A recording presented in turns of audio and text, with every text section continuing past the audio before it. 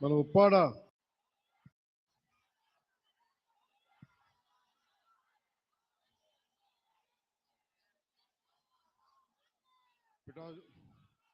ఇక్కడికి విచ్చేసిన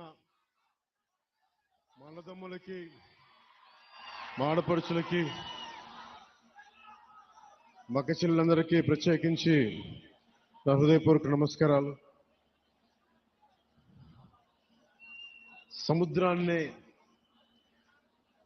జీవనోపాధిగా చేసుకొని ప్రతిరోజు ధైర్యంతో సాహసంతో వేటకి వెళ్ళి జీవితాలను గడుపుతున్న మా మత్స్యకార సోదరీమణులందరికీ నా హృదయపూర్వక నమస్కారాలు. మన ఉప్పాడ పిఠాపురం నియోజకవర్గంలో ప్రత్యేకించి ఉప్పాడ కొత్తపల్లి ప్రాంతం ఇప్పుడు మీకు ప్రపంచం మన దేశమంతా తెలుసు.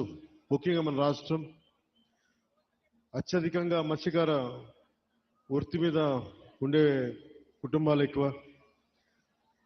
సో నా దృష్టికి గత కొన్ని రోజుల క్రితం, దాదాపు 10 రోజుల క్రితం మత్స్యకార సోదరులందరూ ఇక్కడ 4 రోజులు ధర్నాలు చేశారు. అలాగే పరిశ్రమల కాలుష్యం వల్ల మాకు వేట మత్స్యజాతి అంతరించిపోతా ఉంది అని మీరందరూ చేసింది నాకు చాలా బాధ కలిగించింది. ఇక్కడ మన జీవనోపాధి మీకు ఇబ్బంది కలుగుతూ ఉంది, ఎలా చేయాలి ఏంటి అనేది వీటి మీద మాట్లాడుతూ వచ్చాం. సో పొద్దున్నే అన్ని పార్టీలకు సంబంధించిన నాయకులతోటి, మత్స్యకార సంఘాల నాయకులతోటి కాకినాడ కలెక్టరేట్లో షణ్మోహన్ గారి అధ్యక్షతన మన పిఠాపురం నాయకులందరూ, మన కాకినాడ ముఖ్య నాయకులందరూ కూడా కూర్చొని మన పిఠాపురం ముఖ్యంగా మత్స్యకార సంఘాల నుంచి ఏ సమస్యలు ఉన్నాయి, ఇక్కడ ఏమున్నాయి, ఏం జరుగుతున్నాయని మొత్తం చాలా కూలంకషంగా చర్చించడం జరిగింది, చాలా డీటెయిల్గా. సో ఒకసారి ఏం చేశాం, దాని తాలూకు సారాంశం ఏంటి, మీరు లేవనెత్తిన అంశాలకి మీరు నన్ను అఖండ మెజారిటీతో గెలిపించిన మీ పిఠాపురం ఎమ్మెల్యేగా ఏం చేయాలి ఇవన్నీ ఒకసారి మీకు ముందు పెడతాను. గతంలో నేను చెప్పినట్టుగానే చాలా సందర్భాల్లో ఇక్కడంతా మాట్లాడాం, మీ ఓట్ల గురించి అడిగాం, మీరు మద్దతు ఇచ్చారు, కూటమి ప్రభుత్వం గెలిచింది. సో వీటన్నిటికీ ముందుగా నేను కృతజ్ఞతలు చెప్పుకుంటా ఉన్నాను. దాదాపు 7,193 మత్స్యకార కుటుంబాలు దీనిని చేపలని పట్టడం అనేది ఆధారం చేసుకుని ఉన్నారు. సముద్ర స్వభావాన్ని అంచనా వేసి వేట చేయడం మన మత్స్యకార సోదరుల తాలూకు అపూర్వమైన నైపుణ్యం. అలాంటి మీకు అండగా ఉండటం మా అందరి బాధ్యత.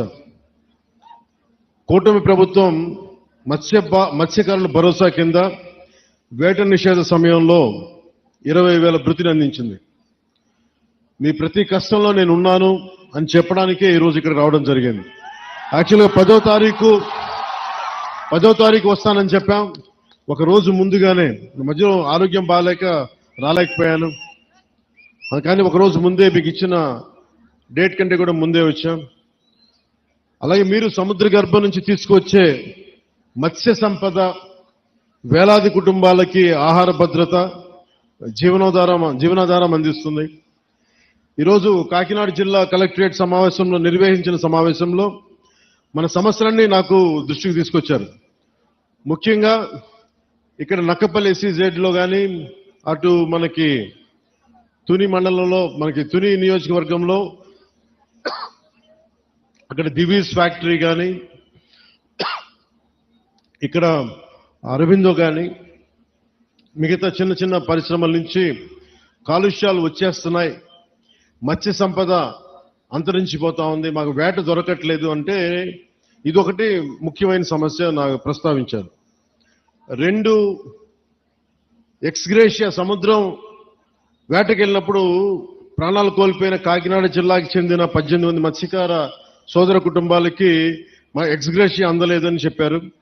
వెంటనే ఈ రోజునే నేను స్వయంగా 5 మందికి ఇప్పించాను. మిగతా 13 మందికి దాదాపు 18 మందికి 5 లక్షల రూపాయల చొప్పున 90 లక్షలు వారికి వెంటనే మంజూరు చేయడం జరిగింది. సో ముందుగా ఈ సమస్యని ఒక మంచి శుభంతో మొదలు పెడదామని.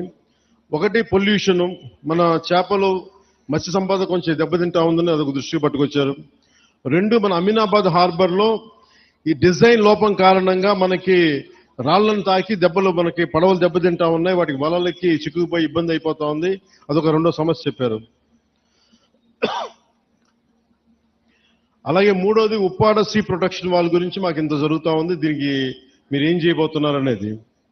ఇంకొకటి, ఇక్కడ మనకి మత్స్య సంపద దొరకనప్పుడు మేము అంతర్వేదికి కానీ మచిలీపట్నం కానీ మిగతాటి నిజాంపట్నం వైపు వెళ్తా ఉంటే మాకున్న సమస్యలు, అక్కడ స్థానికంగా ఉండే మత్స్యకారుల సంఘాలతో మాకు గొడవలు వస్తున్నాయి. దీని మీద ఏం చేస్తారనేది ముఖ్యంగా ఈ 3 సమస్యల మీద ప్రస్తావించడం జరిగింది. దీంతో పాటు దానికి అనుబంధ సమస్యలు.